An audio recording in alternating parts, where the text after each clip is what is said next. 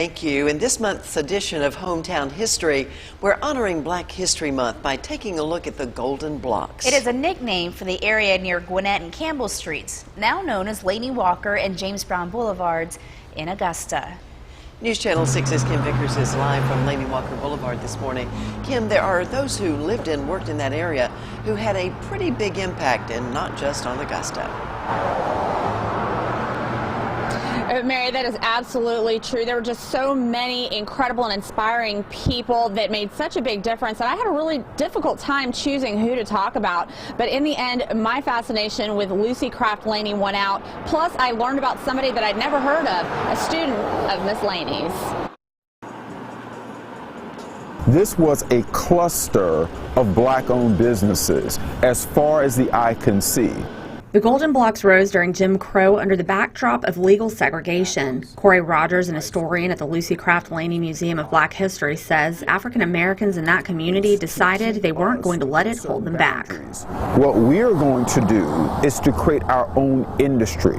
We're going to become our own entrepreneurs. Lucy Craft Laney was born in Macon, Georgia in 1854. Laney started the Haynes Institute, the first school for African American children in Augusta.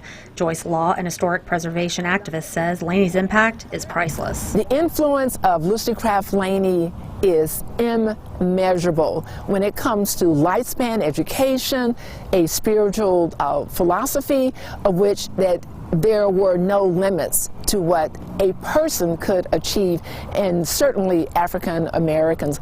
Many of Laney's students went on to do big things, one of whom was author Frank Yerby. 20th Century Fox paid him $150,000 for the rights to his novel, The Foxes of Harrow, making him the first African American author to have a novel turned into a movie.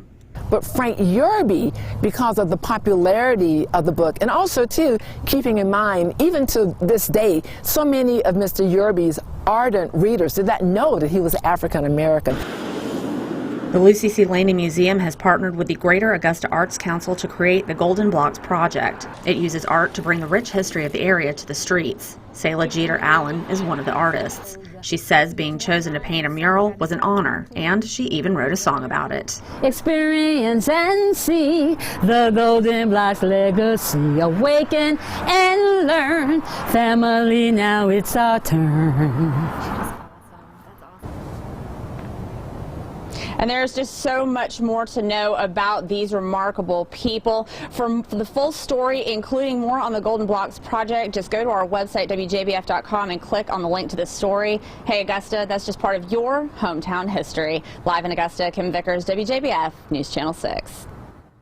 What a great story. Thank you, Kim.